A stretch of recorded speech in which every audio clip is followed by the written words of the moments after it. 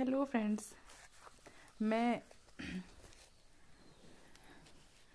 आज फिर रानी चेन्नम्पा की कहानी लेकर आई हूँ, जिसका दूसरा भाग लेकर आई हूँ, जो सदाशिव वोडियार ने लिखा था। ये दूसरे पार्ट में है मलसरजा, जो रानी चेन्नम्पा के पति थे, उनके बारे में बताया गया है। मलसरजा का शासनकाल कित्तूर के शासकों में सबसे अधिक घटनापूर्ण और शानदार था। यह काल कित्तूर के इतिहास में सबसे अधिक कठिन भी था। उन्होंने कित्तूर राज्य पर लगभग 34 वर्ष शासन किया। उन्होंने कित्तूर के मुखिया में सबसे अधिक प्रसिद्धि और ख्याति भी पाई। उन दिनों कित्तूर राज्य के अंदर संपगांव, बिंदु, कित्तूर, खानपुर, कलघटकी, मनौली, नरगुंड थे, जो अब धारवाड़, बेलगांव और उत्तरी कनारा जिले में स्थित हैं। इसमें कुल 286 गांव और 72 खेड़े थे, जो कार्यत नामक प्रशासन इकाइयों में बटे हुए थे। इस समस्त भूभाग में वर्षा ऋतु में भारी वर्षा होती थी और गर्मियों में हल्की गर्मी पड़ती थी। उन दिनों संचार साधनों की कमी थी। वर्षा ऋतु के दौरान झरनों और नदियों में बाढ़ के कारण गांव से संपर्क टूट जाता था। भारी वर्षा के बाद मलप्रभा नदी में प्राय बाढ़ आ जाती थी और सड़कें आपस में टूट जाती थी। पश्चिमी घाटों से निचले देश और पठार के बीच सुस्थापित व्यापार संपर्क के साथ साथ खेती की उपजों के कारण यह कित्तूर एक बहुत बड़ा व्यापार केंद्र और समृद्ध राज्य बन गया था। मलसरजा के शासनकाल में उद्योगों और वाणिज्य का विकास हुआ तथा लोग सुखी थे।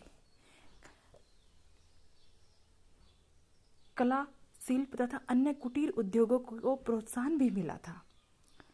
मलसरजा ललित कलाओं जैसे नाटक, नृत्य, लोकगीत, साहित्य आदि के महान प्रेमी थे। उन्होंने लेखकों और कवियों को प्रोत्साहन दिया था तथा उनके विद्वजन उनके दरबार में आते थे। उन्होंने प्रचुर संरक्षण प्राप्त हुआ था और सम्मान भी पाया था। ऐसी अनेक कविताएं आज भी प्रचलित हैं, जो अधिकांश उन्हीं के राज्य में कवियों ने रची थी। मलसरजा कवियों को बहुत मान सम्मान देते थे और उनकी रचनाओं को सराहते थे। तभी मलसरजा के शासनकाल में वो सब रहते थे। दुमदुमी कन्नड़ साहित्य को कित्तूर की ही देन माना जाता है। मलसरजा जीवन की अच्छी अच्छी चीज़ों के बहुत बड़े पारखी थे। उन्हें बढ़िया कपड़े पसंद थे और उनके कपड़ों की अलमारी में शानदार वेशभूषाएं टंगी रहती थी, जो देश के विभिन्न विभिन्न भागों से बनकर आती थी। वह अच्छे भोजन के भी शौकीन थे। देवगिरी हल्ली गांव में उनका वनस्पति उद्यान भी था। इस प्रकार सभी सूत्रों से पता चलता है कि मलसरजा ललित कलाओं, हस्तशिल्प, साहित्य, दर्शन तथा जीवन की अन्य सभी सुंदर चीज़ों के महान संरक्षण थे। उनके जीवन काल में अनेक कवियों को संरक्षण प्राप्त था, तो अनेक ऐसी रचनाएं, गीत और साहित्य उनके राज्य में के समय के मिलते हैं। मलसरजा बहुत ही भक्त और धार्मिक व्यक्ति भी थे। उन्होंने सभी धार्मिक संस्थाओं जैसे मंदिरों, मठों और मस्जिदों को संरक्षण प्रदान किया था। कहा जाता है कि उनके राज्य में 1000 मठ थे। जैसा कि पहले भी कहा जा चुका है कि इस मठ के स्वामी जी पीढ़ियों तक कित्तूर के राज परिवार के गुरु भी रहे थे।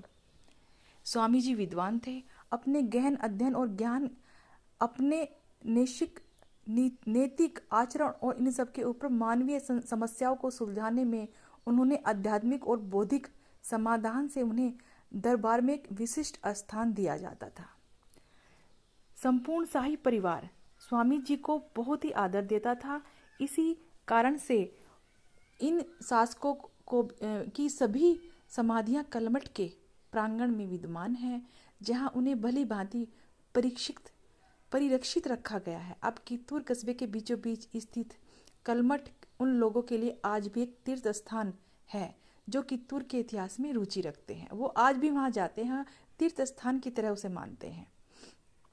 कित्तूर कलमठ के स्वामियों की परंपरा का प्रभाव समय के साथ साथ आज भी क्षीण नहीं हुआ है। कित्तूर कस्बे से बाहर थोड़ी सी दूर पर चौकी मठ है, जो कि कित्तूर कलमठ के समीप है। चौकी मठ में चारों तरफ से बंद बड़े बड़े कक्ष हैं, जिनकी सभी दिशाओं से रक्षा की जाती थी। इसमें संकट काल में राज्य की महत्वपूर्ण समस्याओं पर विचार विमर्श करने के लिए गुप्त सभाएं आयोजित की जाती थी। जब मलसरजा ने राज्य की बागडोर संभाली थी उस समय में पूरे 17 वर्ष के भी नहीं हुए थे। उनके यौवन का तेज और साहस पूरे उबार पर था। उनका व्यक्तित्व आकर्षक था। वे स्वयं एक वीर योद्धा थे और घुड़सवारी, तलवार चलाना, धनुर्विद्या, सैन्य कलाओं में वो प्रशिक्षित थे। जब वह सिंहासन पर बैठे थे तो उन्हें दो बड़ी शक्तियों जैसे मैसूर के मुस्लिम शासक यानी कि टीपू सुल्तान और उत्तर में पेशवाओं से युद्ध लड़ना पड़ा। उन्हीं दिनों अंग्रेज भारत के दक्षिण पश्चिम भाग में अपने पैर फैला रहे थे।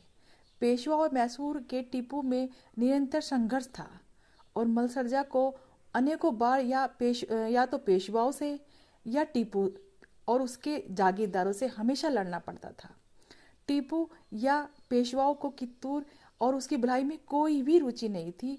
उनका सिर्फ एक काम था, एकमात्र लक्ष्य था, लूट खसोट करना तथा छोटे से समृद्ध राज्य कित्तूर से जो भी माल हाथ लगे उसे ले जाना। टीपू सुल्तान को एक डाकू के रूप में उस वक्त जाना जाता था, जो एक डाकू था, लूट खसोट करता और निकल जाता था।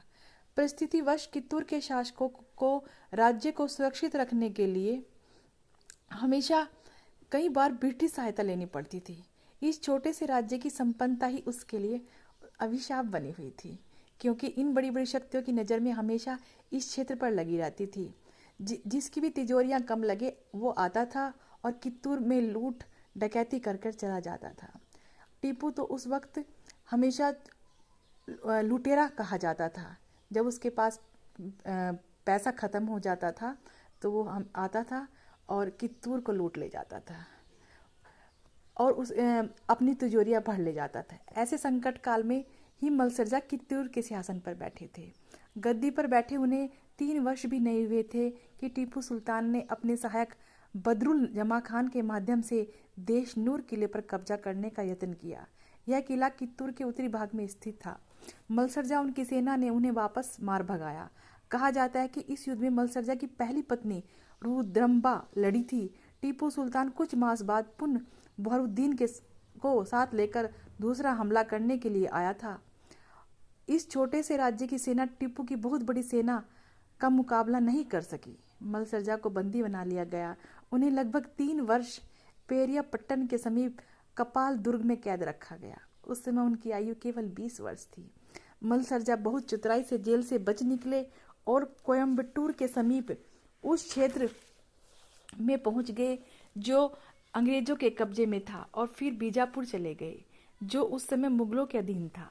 फिर वे अनेक स्थान से होते हुए अपार कष्ट झेलते हुए वेश बदल कर चलते रहे और अंत में बालेश्वर पहुंचे, जहां उनकी पत्नी रुद्रम्बा के निकट संबंधी रहते थे। उन्होंने राजा मलसरजा को शरण दी थी। यही उन्हें कित्तूर की गतिविधियों का समाचार मिला। जो ही कित्तूर के लोगों को उनके जेल से बच निकलने का पता चला, वे बालेश्वर आए और उन्हें वापस कित्तूर ले गए। उन्होंने उनके स्वदेश लौटने पर भव्य स्वागत किया। मलसरजा ने लगभग 3 वर्ष बाद राज्य की बागडोर पुनः संभाल ली। टीपू को 1787 में कित्तूर मराठों को देना पड़ा क्योंकि ब्रिटिश हस्तक्षेप का भय था।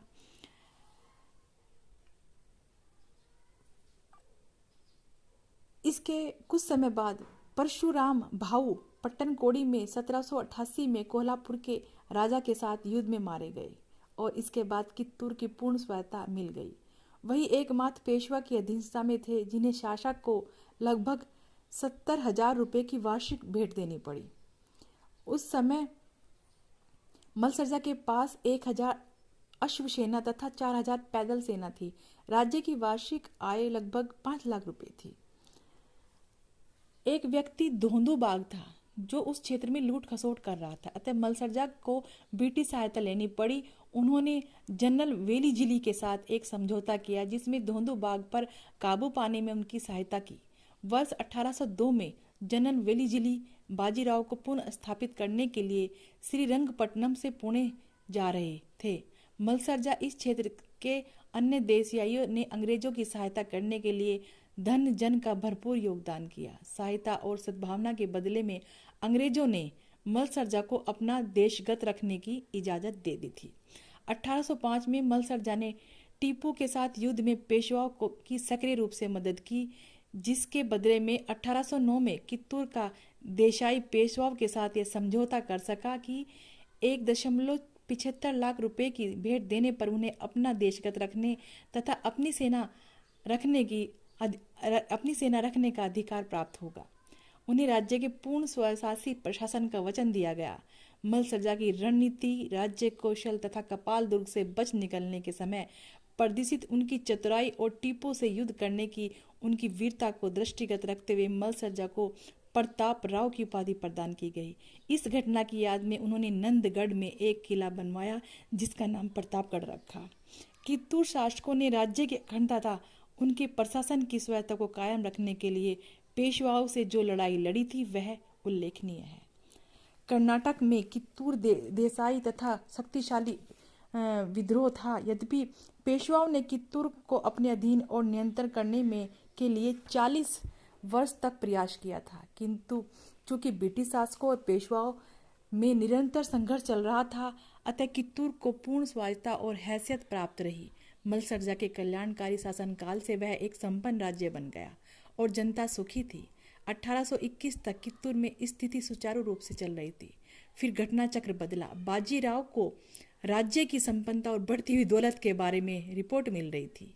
मलसरजा की लोकप्रियता से वह हम ईर्ष्यालु होता जा रहा था, किंतु कित्तूर में कुछ चालक स्वार्थी लोग भी रहते थे। उन्होंने बाजीराव के पास से ये खबरें पहुंचाई कि मलसरजा बहुत शक्तिशाली और विद्वान राजा बनता जा रहा है। हो सकता है वह किसी भी समय पेशवाओं की अवज्ञा में करने में संकोच न करे। बाजीराव को उनकी बातों पर विश्वास हो गया। वह मलसरजा को कमजोर बनाना और नीचा दिखाना चाहता था। वह उससे बहुत ईर्ष्या करने लगा। अपने परिवार के पूज्य देवता भगवान कार्तिकेय की पूजा करने के लिए सुंडरू की तीर्थ यात्रा के बहाने बाजीराव ने दक्षिण में डेरा डालने की व्यवस्था की। मलसरजा को संदेश भेजा गया कि होंगल में बाजीराव से मिले। मलसरजा इसके लिए तैयार नहीं थे। शिगुनाशी के अल्पगोड़ नामक एक अति चालक व्यक्ति ने मलसरजा को पेशवाओं से मिलने के लिए मना लिया। बाजीराव मलसरजा के पहुंचने से पूर्व ही वहां से जानबूझकर चला गया और उसने यह सूचना रख छोड़ी कि मलसरजा उनके पीछे पीछे पुणे चले आए। जो ही मलसरजा वहां पहुंचे, उन्हें मुधूल कर बाड़ा में बंदी बना लिया गया। उस स्थान पर कड़ा पहरा लगा दिया गया। उन्हें 3 वर्ष की लंबी अवधि तक बंदी बनाकर रखा गया। उनके साथ बहुत दुर्व्यवहार किया गया। इस अवधि में मलसरजा का स्वास्थ्य बहुत गिरता चला गया। मलसरजा एक आत्मसम्मान वाले व्यक्ति थे। उन्होंने बाजीराव की सभी रियायतें ठुकरा दी। वह बराबरी का व्यवहार चाहते थे और अपने राज्य के लिए पूर्ण स्वायत्तता चाहते थे। उन्होंने उसे किसी भी चीज को बाजीराव से स्वीकार नहीं किया। बाजीराव हमेशा उन्हें नीचा दिखाना चाहता था और ऐसी ऐसी शर्त रखना चाहता था जिन्हें मलसरजा नहीं मान रहे थे। मलसरजा ने अपनी स्वाधीनता छीनने के बजाय अपने आप को मर जाना ही अच्छा समझा। मलसरजा ने इस अपमानजनक शर्तों के लिए राजी होने के बजाय भूखा रहना, मर जाना बेहतर समझा। मलसरजा का स्वास्थ्य इतना गिर गया कि ऐसा लगता था कि वह बहुत जल्दी ही चल बसेंगे। अतः बाजीराव ने इसके परिणामों से डरकर उन्हें रिहा करने का फैसला किया। अतः उन्हें रिहा किया गया और एक बंद रथ में भेजने की व्यवस्था की गई। पुणे से उनके चलने की खबर उनके परिवार के सदस्यों के पास भेजी गई। वह जानते थे कि मलसरजा बहुत कमजोर है। स्वाभाविक है कि वे उनके स्वास्थ्य के बारे में चिंतित थे। सारा परिवार और दरबार के विश्वास पात्र समर्थक दुर्दुंदी में आर भावी मठ आए, जहां उन्होंने बीमार और अस्थि पंजर स्वरूप मलसरजा का स्वागत किया।